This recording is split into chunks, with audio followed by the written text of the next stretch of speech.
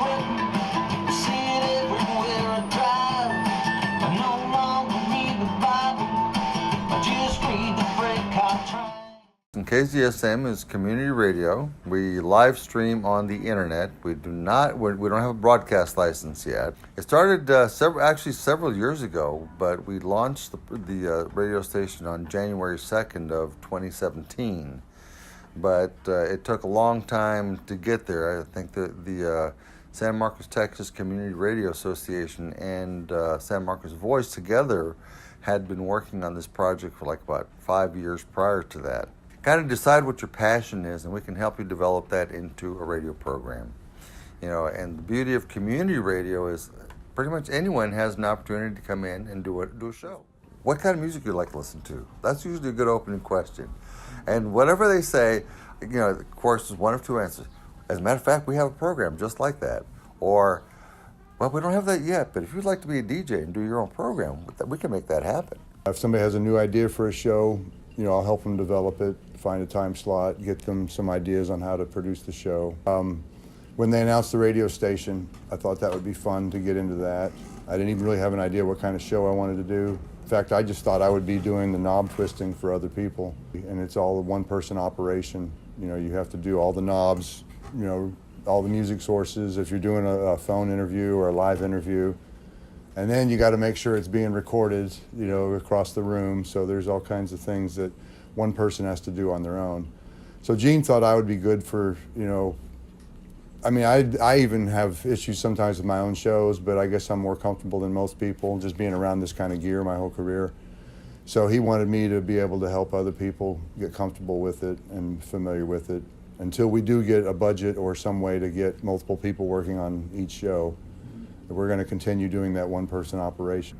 But if they can reach the computer or the equipment and they know how to operate a computer, we have no lower limit on the age, and of course, you know, there's no upper limit on the age. We're non-discriminatory. Anyone, regardless of your political views, regardless as to your ethnic beliefs, you know, if you want to have a radio program, we can probably make that happen for you. We do sponsor a monthly concert in the Kissing Alley.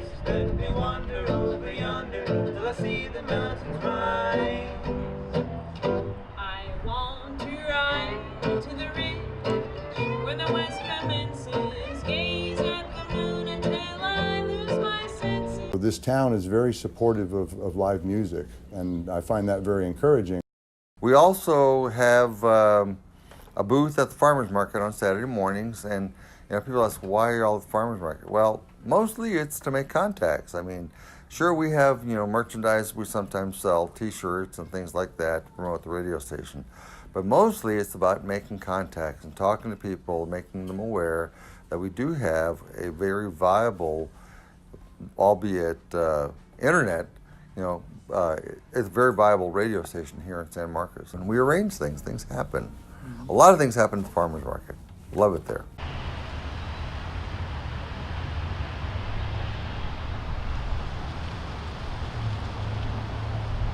We were talking about putting a community radio station together, and it was going to be more about local news, traffic, gardening, you know, books, you know, I don't want to say exotic music, but specific tastes in music. We're not restricted to a specific genre of music. We describe ourselves as eclectic, so you can hear anything from political commentary, heavy metal music on Thursday nights. Tuesday night is a great night because we have funk music and rainbow flower music, and then of course we have ethnic programming. We have a Celtic program, Celtic music, and we have an indigenous program with indigenous news, information, and music as well. We're trying to cater to all segments of the community.